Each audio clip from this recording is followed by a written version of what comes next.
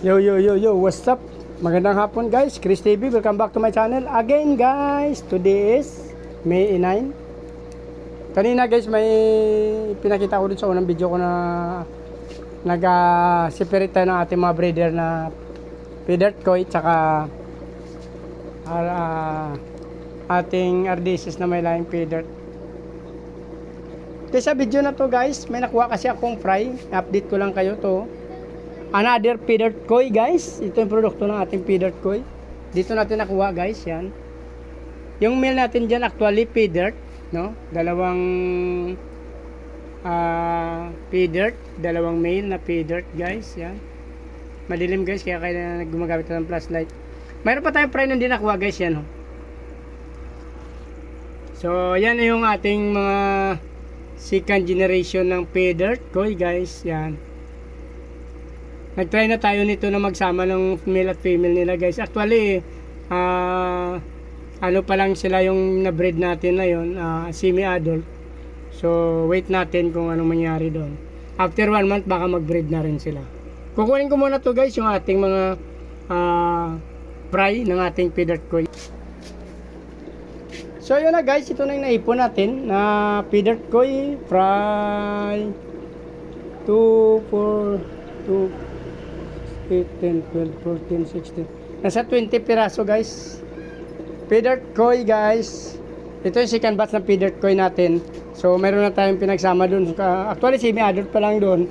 Pero baka after 1 month pa sila mag-breed guys.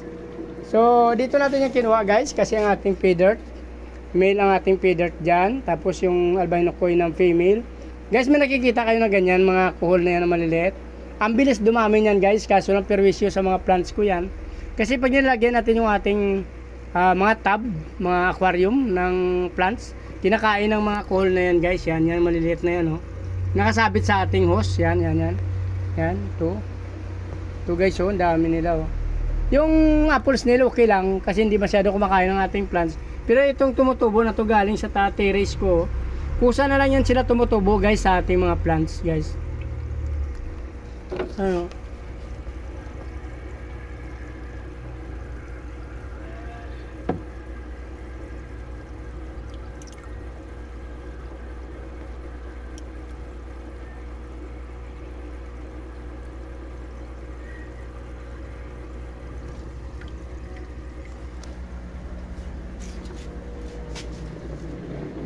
Ito guys yung sinasabi ko ng mga kohol na hindi naman nakakatulong sila, piste sila sa aking mga aquarium. Kasi pag may ganyan tayo nilalagay na plants, kinakain nila yung mga dahon guys, yan to. Pero ang bilis nila dumami guys, nagtataka ako, hindi ko naman to sila binubuhay, minsan pinapatay ko pa nga. Pero nabubuhay talaga sila doon sa taas, kusa lang silang tumutubo doon. So minsan kinukuha natin at iniwalay natin sila.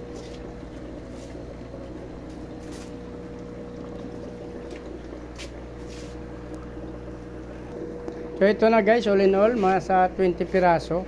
2, 4, 6, 8, 10, 12, 14, 16, 18, 20 to 22 to guys. Pero 20 na lang ilalagay natin. Mayroon tayong breeder na kinuha dito, so silang ipapalit natin dito guys.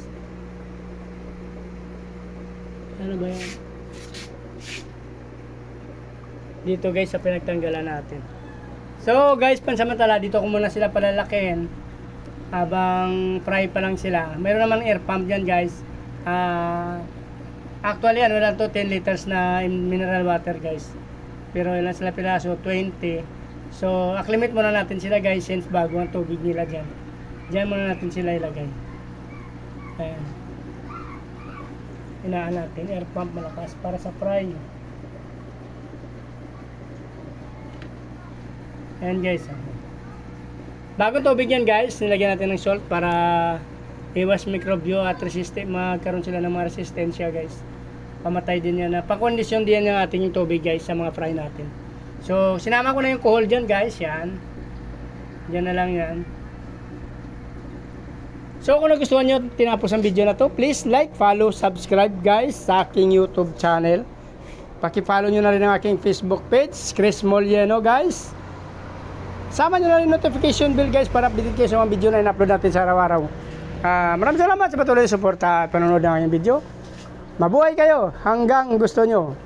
Bye-bye!